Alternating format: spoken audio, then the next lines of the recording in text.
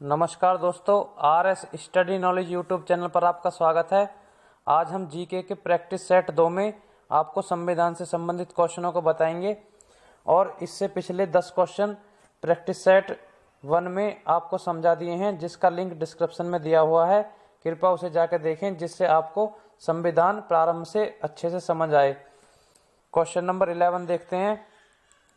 भारत के लिए सबसे पहले संविधान सभा का विचार किसने दिया? Option A C G Rai, option B M N Rai, option C doctor Bhimrao Ambedkar अर्थात डॉक्टर बाबा साहब अंबेडकर भी ने कहते हैं, ऑप्शन डी जवाहरलाल नेहरू। इस क्वेश्चन का आंसर होगा ऑप्शन बी एमएन राय। एमएन राय ने संविधान सभा का सबसे पहले विचार दिया था। इस क्वेश्चन से संबंधित हम फैक्ट को देखते हैं। भारत में सर्वप्रथम संविधान सभा के निर्माण का विचार एमएन राय ने दिया था। एमएन राय को भारतीय साम्यवाद का पिता कहा जाता है। एमएन राय मैक्सिकन कम्युनिस्ट पार्टी और भारतीय कम्युनिस्ट पार्टी के निर्माता थे। नेक्स्ट क्वेश्चन देखते हैं।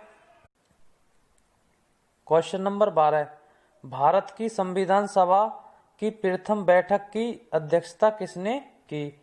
Option A doctor B R Ambedkar, option B P Upendra, option C doctor Rajendra Prasad, option D Sachchidanand Sinha. इस क्वेश्चन का राइट आंसर होगा सच्चिदानंद सिन्हा, यानी आपका ऑप्शन डी सही होगा। इस क्वेश्चन के फैक्ट को देखते हैं। इस क्वेश्चन में आपको सच्चिदानंद सिन्हा प्रथम सभा के अध्यक्ष बताए गए हैं, लेकिन ये इसके अस्थायी अध्यक्ष थे। भारत की संविधान सभा की प्रथम बैठक की अध्यक्षता डॉक्टर सच्चिदानंद सिन्हा ने की। 9 दिसंबर 1946 को संविधान सभा की प्रथम बैठक नई दिल्ली स्थित काउंसिल चैम्बर के पुस्तकालय में हुई। सभा के सबसे बुजुर्ग सदस्य डॉक्टर सच्चिदानंद सिन्हा को सभा का अस्थायी अध्यक्ष चुना गया। तो इस क्वेश्चन में आपको यह भी ध्यान रखना है कि जो 11 दिसंबर 1946 को संविधान सभा का स्थायी अध्यक्ष डॉक्टर राजेंद्र प्रसाद को चुना गया। नेक्स्ट क्वेश्चन देखते हैं। क्वेश्चन नंबर 13, संविधान सभा के प्रारूप समिति के अध्यक्ष कौन थे? Option A doctor B R Ambedkar, option B C Rajagopalachari, option C doctor Rajendra Prasad, option D Jawaharlal Nehru. इस क्वेश्चन का राइट आंसर होगा option A doctor B R Ambedkar अर्थात भीमराव अंबेडकर प्रारूप समिति अर्थात मसौदा समिति या ड्राफ्ट समिति भी इसे कहते हैं। इस क्वेश्चन से संबंधित फैक्ट को देखते हैं। प्रारूप समिति संविधान सभा की सभी समितियों में सबसे ज्यादा महत्वपूर्ण थी। इसका गठन 29 अगस्त 1947 को हुआ था। इस समिति का कार्य डॉक्टर भीमराव अंबेडकर अर्थात डॉक्टर अंबेडकर द्वारा तैयार संविधान के प्रारूप पर विचार करना था। इसमें 7 सदस्य थे, जिनके नाम निम्नलिखित हैं। डॉक्टर भीमराव अंबेडकर इसके अध्यक्ष थे। एन गोपाल स्वामी अयंगर, अल्लादी कृष्ण स्वामी अय्यर, डॉक्टर के एम मुंशी, सैयद मोहम्मद सादुल्ला, ये इनके सदस्य थे।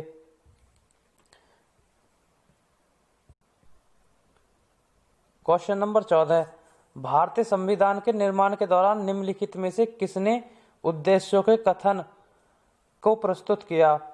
Option A Motilal Nehru, option B doctor B R Ambedkar, option C Jawaharlal Nehru, option D doctor Rajendra Prasad. इस क्वेश्चन का राइट आंसर होगा ऑप्शन सी जवाहरलाल नेहरू। उद्देश्यों के कथन अर्थात उद्देशिका या प्रस्तावना को इस क्वेश्चन में बताया गया है। तो जवाहरलाल नेहरू जी ने इस उद्देश्य या प्रस्तावना को संविधान की प्रस्तुत की। इस संबंधित क्वेश्चन संबंधित फैक्ट हैं। जवाहरलाल नेहरू ने 13 दिसंबर 1946 ईस्वी को संविधान सभा के सामने उद्देश्य प्रस्ताव पेश किया। यह एक ऐतिहासिक प्रस्ताव था, जिसमें स्वतंत्र भारत के संविधान के मूल आदर्शों की रूपरेखा प्रस्तुत की गई और वह फ्रेमवर्क सुझाया गया, जिसके तहत संविधान का कार्य आगे बढ़ाना था। इसे 22 जनवरी 1946 को पारित किया गया। नेक्स्ट क्वेश्चन देखते हैं। क्वेश्चन नंबर 15, भारतीय संविधान के प्रारंभ के समय इसे अर्थात संविधान को कितने अध्याय में विभाजित किया गया? Option A 24, option B 25, option C 22, option D 16। इस क्वेश्चन का राइट आंसर होगा ऑप्शन सी 22। भारतीय संविधान के प्रारंभ के समय संविधान में 22 अध्याय अर्थात 22 भाग थे। इस क्वेश्चन से संबंधित फैक्ट को देखते हैं। भारतीय संविधान के प्रारंभ में इसे 22 अध्यायों में विभाजित किया गया। मूल संविधान में 8 अनुसूचियां थीं, वर्तमान में 12 अनुसूचियां हैं। भारतीय संविधान के अनेक देशी और विदेशी स्रोत हैं, लेकिन भारतीय संविधान पर सबसे अधिक प्रभाव भारतीय शासन अधिनियम 1935 का है। नेक्स्ट क्वेश्चन देखते हैं। क्वेश्चन नंबर 16, संविधान सभा के पहले सत्र का आयोजन कब हुआ? Option A 1948, option B 1946, option C 1949, option D 1947। इस क्वेश्चन का राइट आंसर होगा ऑप्शन बी 1946। इस क्वेश्चन से संबंधित फैक्ट को देखते हैं। संविधान सभा का गठन कैबिनेट मिशन की सिफारिश पर वर्ष 1946 में किया गया। संविधान सभा की पहली बैठक 9 दिसंबर 1946 को हुई, जिसमें सच्चिदानंद सिन्हा को अस्थायी अध्यक्ष चुना गया। 11 दिसंबर 1946 को संविधान सभा की दूसरी बैठक हुई, जिसमें डॉक्टर राजेंद्र प्रसाद को स्थायी अध्यक्ष चुना गया। भारतीय संविधान को बनने में 2 वर्ष 11 माह और 18 दिन का समय लगा। नेक्स्ट क्वेश्चन देखते हैं। क्वेश्चन नंबर 17, संविधान सभा ने किस दिन भारतीय राष्ट्रीय ध्वज को अपनाया था?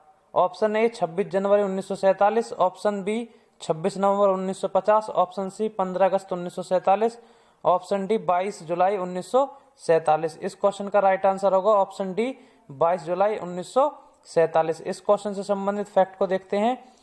राष्ट्रीय ध्वज भारत का किस दिन अपनाया? 22 जुलाई 1947 को अपनाया गया। राष्ट्रीय ध्वज में 3 रंग की क्षैतिज पट्टियां हैं। सबसे ऊपर केसरिया रंग, बीच में सफेद और उससे नीचे गहरे हरे रंग की पट्टी होती है। ध्वज की लंबाई और चौड़ाई का अनुपात 3:2 होता है। सफेद पट्टी के मध्य में गहरे नीले रंग का चक्र है, जिसमें 24 तिल्लियां हैं। इस क्वेश्चन से आपको ये ध्यान रखना है, इसमें अधिकतम 24 तिल्लियां हो सकती हैं। इस प्रकार भी क्वेश्चन आ सकता है।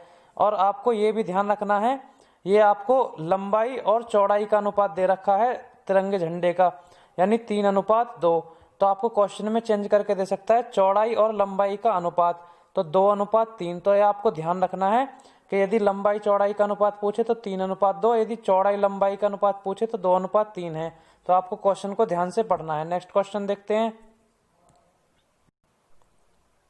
क्वेश्चन नंबर 18, संविधान सभा ने भारतीय राष्ट्रीय ध्वज को कब अपनाया था? ऑप्शन ए 22 जुलाई 1947, ऑप्शन बी 22 अगस्त 1947, ऑप्शन सी 22 जनवरी 1948, ऑप्शन डी 22 अक्टूबर 1947। तो ये क्वेश्चन प्रीवियस क्वेश्चन के जैसा ही है, सेम बिल्कुल, लेकिन आपको यहाँ इसे बताने का प्रयोजन ये है कि ये क्वेश्चन अलग एग्जाम में सेम टू सेम बिल्कुल आया है। तो इसका आंसर होगा 22 जुलाई 1947, ऑप्शन ए सही है। नेक्स्ट क्वेश्चन देखते हैं।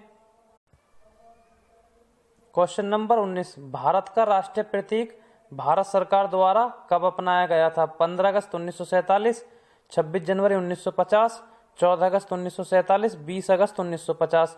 इस क्वेश्चन का राइट आंसर होगा 26 जनवरी 1950, यानी ऑप्शन सी सही होगा। यानी जिस दिन हमारा गणतंत्र दिवस मनाया जाता है उस दिन 26 जनवरी 1950 के दिन यह हमने राष्ट्रीय प्रतीक के रूप में हमारे देश ने अपनाया था। इस क्वेश्चन से संबंधित फैक्ट को देखते हैं।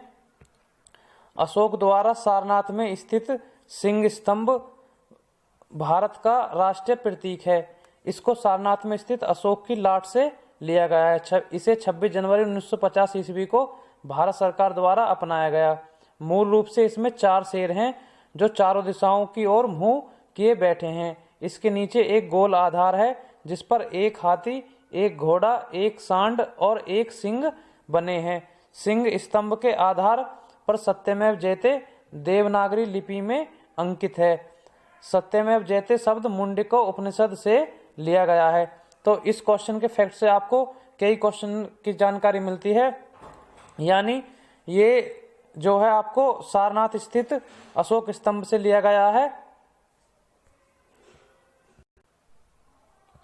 और इसमें 4 शेर हैं जो सामने की तरफ 3 शेर दिखाई देते हैं और पीछे की तरफ 1 शेर रहता है। यदि क्वेश्चन में आपसे पूछे कि भारत के राष्ट्रीय प्रतीक में कितने शेर दिखाई देते हैं तब आपका आंसर 3 होगा। और इसमें आपको ये पशु के अंकन भी ध्यान रखने हैं कि इस पे एक हाथी, एक घोड़ा, एक सांड और एक सिंह बने हैं। और ये शब्द सत्यमेव जयते कौन सी लिपि में लिखा है? देवनागरी लिपि में। ये आपको अच्छे से ध्यान रखने हैं। और ये शब्द कहाँ से लिया गया है? मुंडको उपनिषद से। नेक्स्ट क्वेश्चन देखते हैं।